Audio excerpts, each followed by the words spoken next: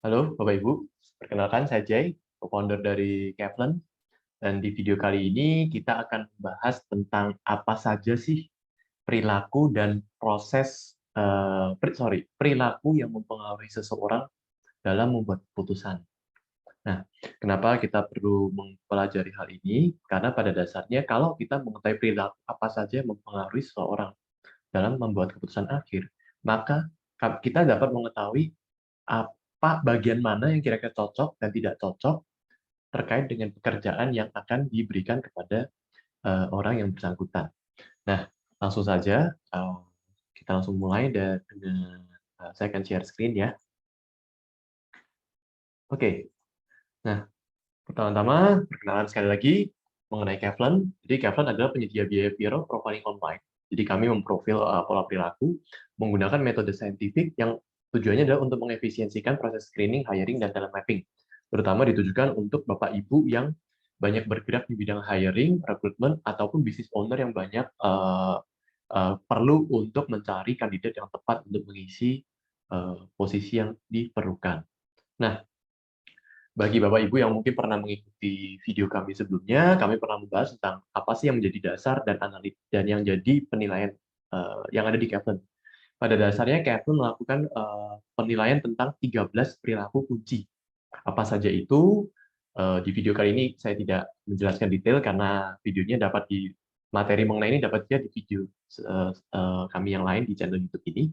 Nah, pada dasarnya 13 pola perilaku yang dianalisa, di profile adalah semua poin ini, ya, di mana 13 pola perilaku ini terbagi dalam 4 kategori perilaku.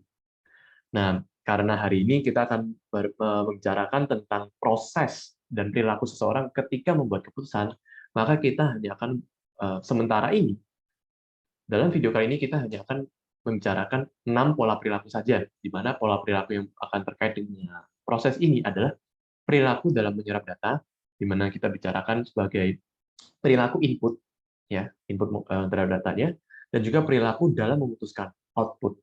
Ya, jadi ketika seseorang akan membuat keputusan itu dipengaruhi oleh dua hal, data apa yang masuk dan bagaimana mereka memprosesnya, dan prosesnya bagaimana sampai menjadi keputusan akhir. Ya, nah sebagai gambaran, apabila kita membicarakan tentang bagaimana perilaku dalam menyerap data, di Kevlen kita akan memprofil ada 3 hal yang kita perlu ketahui. Lihat yang di bagian hitam. Kita akan memprofil dari sisi sudut pandangnya bagaimana dari melihat informasi.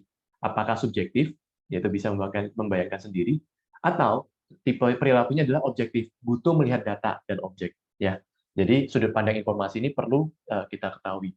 Kedua, kita juga perlu mengetahui tentang kebutuhan akan intensitas data. Apakah seseorang ini mempunyai perilaku yang membutuhkan data detail yang mendalam, atau tipe perilakunya adalah cenderung melihat data secara global, lihat data sekilas dan sambil lalu aja. Dan yang ketiga, kita bicara tentang pola perilakunya ketika sudah menerima data itu, pengembangannya seperti apa.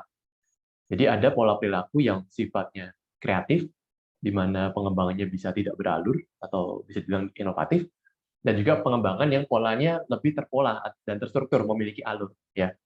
Nah, seperti yang sudah dijelaskan di video sebelumnya, di Kevlen, seluruh pola perilaku ini akan diukur juga dan diprofil juga berdasarkan kadarnya.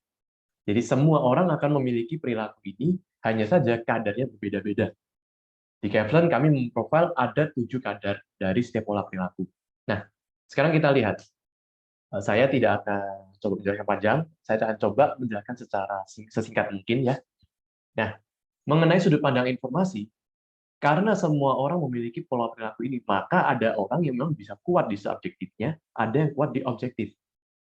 Dan kadarnya bagaimana. Nah, kalau kita lihat seperti ini, maka kita bisa melihat bahwa orang ini perilakunya adalah cenderung objektif. Dia harus melihat data supaya dia bisa menyerap informasi. Ini adalah pintu masuknya. Ya. Nah, kemudian di tahap keduanya, ini juga bisa berbeda kadarnya, kombinasinya. Setelah dia melihat data secara objektif, orang yang dalam profil ini perilakunya adalah cenderung membutuhkan detail. Jadi, ketika dia sudah melihat data, dia akan cenderung menggali. Ya. Nah, kemudian sedikit informasi tambahan saja mengenai kedua sudut pandang ini. Gambarannya adalah tipe orang yang objektif itu tipenya adalah seeing is believing. Dia harus melihat. Kalau dijelaskan saja belum tentu dia akan bisa paham. Sebaliknya kalau subjektif, tanpa dia harus melihat, dia bisa membayangkan sendiri. Ya. Nah, dengan kadar yang seperti ini masuk di kategori dominan, maka bisa dibilang perilaku seseorang ini ketika disajikan sebuah data, dia harus lihat, jangan hanya diceritakan saja. Nah, ketika dia sudah melihat tipenya, dia akan menggali lebih detail. Itu adalah perilaku dia ketika, oke, saya menerima informasi, saya akan menggali lebih jauh.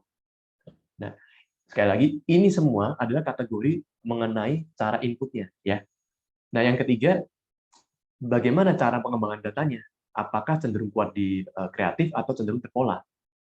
Nah, kalau melihat kadarnya seperti ini, orang yang bersangkutan ketika menerima informasi, dia bisa mengembangkan datanya dan tidak beralur. Dari A bisa langsung C, bahkan bisa langsung Z, bisa lagi kembali ke F, bisa lagi kembali ke A, dan seterusnya. Nah, tapi kalau misalnya polanya lebih dominan di bagian yang terpola, maka biasanya ketika dia melihat informasi, dia akan ada urutannya sendiri. Habis A, setelah A, harusnya B.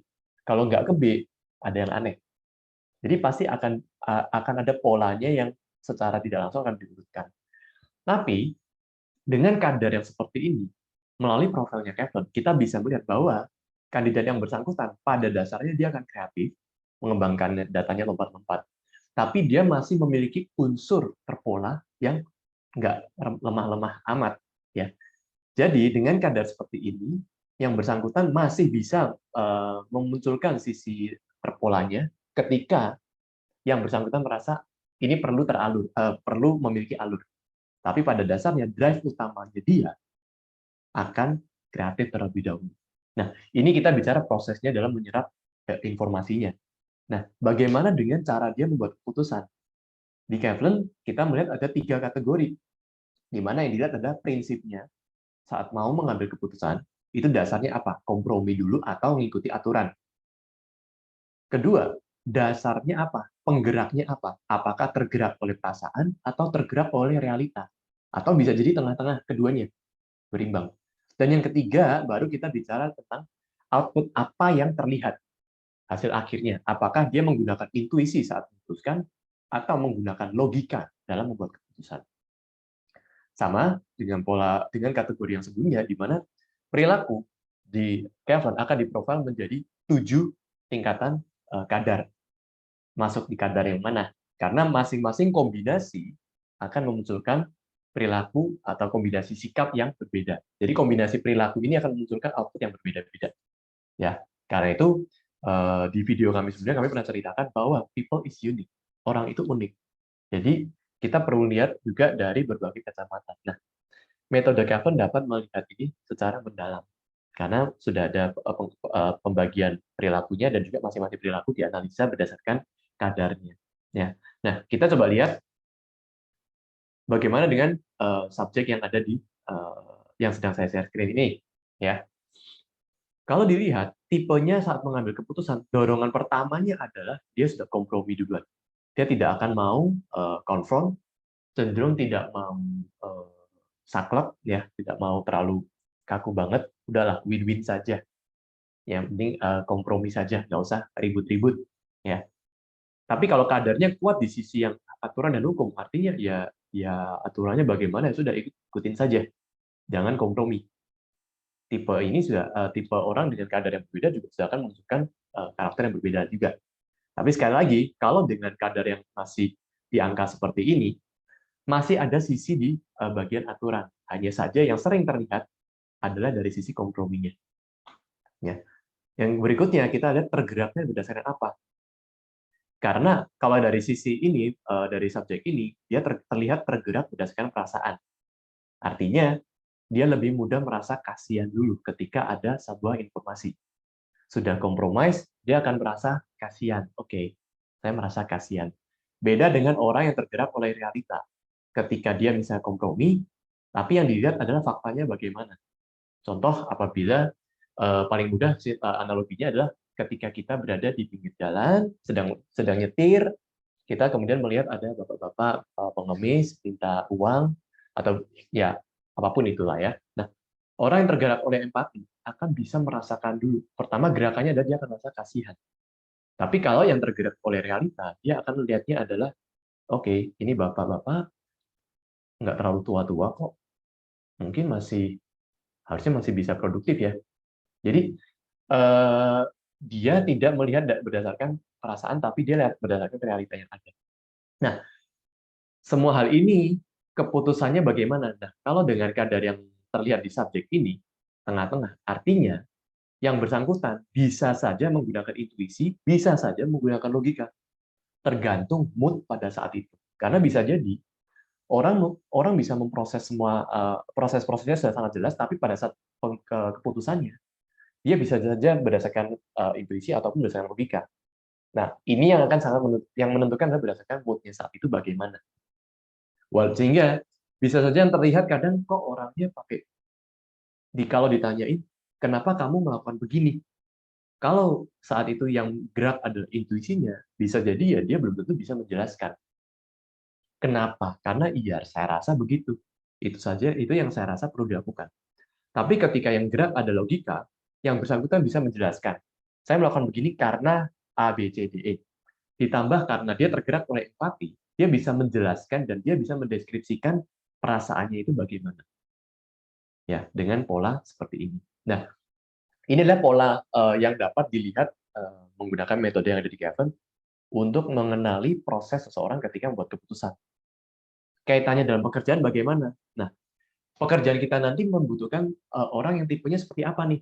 Kalau ternyata tipenya adalah harus yang mengikuti aturan, ya sebaiknya cari yang jangan terlalu kompromi seperti ini.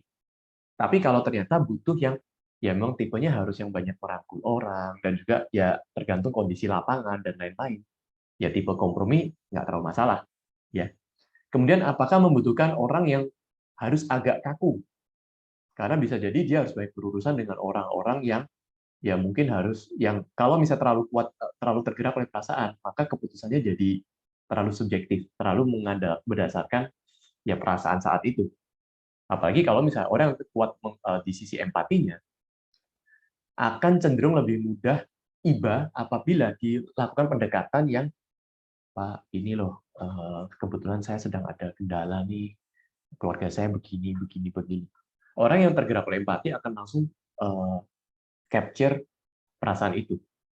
Nah, apakah kita butuh perilaku yang seperti ini di kandidat kita? Atau lebih butuh, ya kalau misalnya ada yang sakit, ya sebut sakit ya, tapi bagaimana dengan kerjaannya? Kalau memang butuh yang lebih realistis, ya sebaiknya cari yang lebih kuat di realita. Begitu. Sama halnya dengan saat membuat keputusan. Apakah kita butuh orang yang bisa menjelaskan secara logis kenapa dia membuat sebuah keputusan itu? Karena kalau kita butuh yang logis, tapi ternyata orang kandidat kita kuatnya menggunakan intuisi, maka jangan heran kalau ketika kita tanya ke yang bersangkutan, kenapa dia membuat keputusan itu, belum tentu dia bisa memberikan penjelasan yang logis. Ya, nah itu kurang lebih gambaran tentang proses perilaku yang mempengaruhi pembuatan keputusan. Dan bagi Bapak Ibu yang mungkin tertarik untuk mempelajari lebih dalam tentang metode profiling Kaplan untuk mengenali pola-pola perilaku, silakan menghubungi kami, menghubungi kontak person yang ada di dalam caption di bawah ini. Ya, sekian penjelasan dari kami. Terima kasih dan semoga bermanfaat. Dan silakan subscribe dan ikutin video-video edukasi kami mengenai perilaku berikutnya. Terima kasih dan salam sehat selalu.